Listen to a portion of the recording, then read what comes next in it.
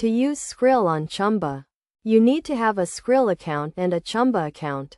First, go to the Chumba website and log into your account. Once you are logged in, click on the Cashier or Banking section.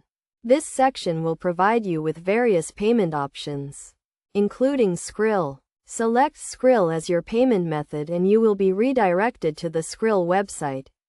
If you are not logged into your Skrill account, you will be prompted to log in. Enter your Skrill email and password to log into your account. After logging in, you will be asked to confirm the transaction. Review the transaction details to ensure everything is correct, including the amount and the recipient. If everything is correct, confirm the transaction. The funds will be transferred from your Skrill account to your Chumba account. Depending on the transaction processing time, the funds may be available in your Chumba account immediately or within a few minutes.